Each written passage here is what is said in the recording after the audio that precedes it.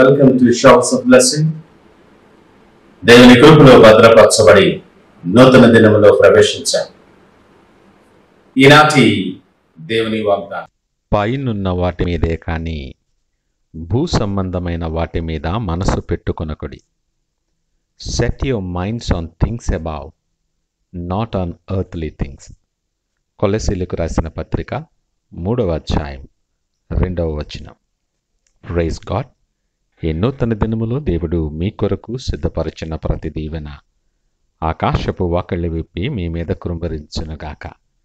మరి ఒక నూతన దినాన్ని ఆరంభిస్తున్న నేపథ్యములో ప్రేమ కలిగిన వాగ్దానము ద్వారా దేవుడు మనల్ని దర్శిస్తూ ఉన్నాడు.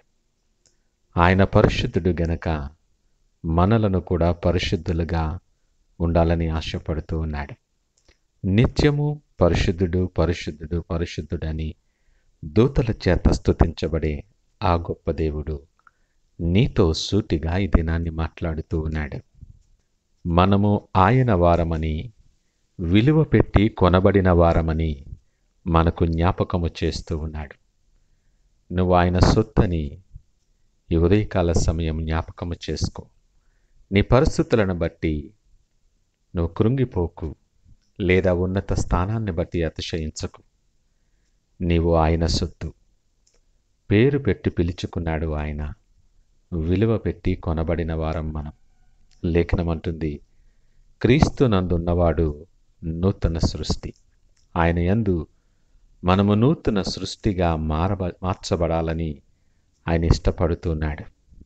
ఆయనను అంగీకరించి ఆయన నామమందు విశ్వాసముంచిన ప్రతి ఒక్కరికి ఆయన కుమారులుగా ఉండే అధికారాన్ని దేవుడు అనుగ్రహిస్తూ ఉన్నాడు. ఆయన అంటున్నాడు కదా, మీరు నా ప్రజలుగా ఉంటారు, నేను మీకు దేవుడిగా ఉంటాను. ఎంత అద్భుతమైన రూపాంతరపరచబడినటువంటి ఆధిక్యత! నూతన జీవితములో, ఆత్మీయ జీవితములో ఆయన సొత్తుగా, ఆయన ప్రజలుగా ఉండే గొప్ప ఆధిక్యత అది. భూ సంబంధమైన వాటి మీద మనసు ఉంచి ఈ లోకాన్ని ప్రేమిస్తూ ఈ ఆధిక్యతను కోల్పోకూడదని దేవుడు ఖచ్చితమైనటువంటి మాటలు, హెచ్చరికలు నీకు తెలియచేస్తూ ఉన్నాడు. మీ హృదయాలను ఆయన వైపు త్రిప్పి వాటి మీదే, పైనున్న వాటి మీదే, పరలోక సంబంధమైన వాటి మీదే మీరు మనస్సు ఉంచుకోవాలని దేవుడు ప్రేమపూర్వకముగా మన జీవితాలలో పిలుపునిస్తూ ఉన్నాడు. ఆయన నీతి అనే వస్త్రాన్ని మనకి ధరింపచేస్తూ ఉన్నాడు గనక ప్రాచీన స్వభావాన్ని విడిచిపెట్టి నూతన స్వభావాన్ని ధరించుకోమని ఆయన పిలుపునిస్తూ ఉన్నాడు. నీ మార్గములో, నీ జీవితములో నువ్వేం చేసినప్పటికీ సమస్తమును ఆయన పేరట చేయండి. ఇది అద్భుతమైన పిలుపు. ప్రియ దేవుని జనాంగమా, నీవు ఆయన వైపు చూస్తే నీకు వెలుగు కలుగుతుంది. భూ సంబంధమైన వాటి మీద ఎంతకాలం ప్రయాసపడతావు? మన పరలోకపు స్థితి, మన పౌరస్థితి ఇక్కడిది కాదని జ్ఞాపకము చేసుకుందు. మనము వెలుగు సంబంధులమై ఉన్నాం. ఆయనను నమ్మి, ఆయన యందు విశ్వాసముంచి, ఆయన సహవాసములో ఆయనతో కూడా మనము జీవించవలసిన వారమై ఉన్నాం. కష్టాలు రావచ్చు, చికాకులు కలగొచ్చు, ఇరుకులు, ఇబ్బందులు నిన్ను కలవరపెట్టొచ్చు, అనేకమైన శోధనలు, లోకాశలు నిన్ను కృంగదీయొచ్చు. కానీ వాటన్నిటినీ జయించటానికి ఆయన విశ్వాసం ఇచ్చాడు. లోకమును జయించిన విజయం మన విశ్వాసమే అని లేఖనం మాట్లాడుతుంది.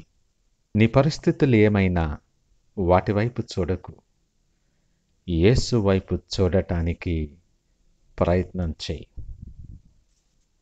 క్రీస్తుతో కూడా లేపబడిన అనుభవాలలో మనం ఉండాలని, పునరుద్ధానపు అనుభవాలలో నిలుచుండి ఆ గొప్ప శక్తిని నీవు పొందుకొని ఆయన సిద్ధపరిచిన ప్రతి ఆశీర్వాదం స్వతంత్రించుకోవాలని నీకు పిలుపునిస్తూ ఉన్నాడు.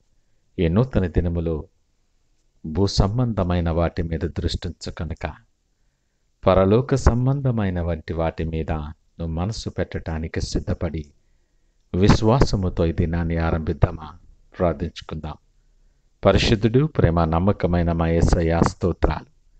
ఈ ఉదయకాల సమయం మాతో మీరు మాట్లాడారు. అవును ప్రభువా, మానవ బలహీనతల చేత ఈ లోక సంబంధమైన వాటి మీద, లోకాశల మీద మేము మనస్సు ఉంచుకొని మీ మార్గము నుండి తప్పిపోయి మీకు దూరస్థులమైపోతూ ఉన్నాం.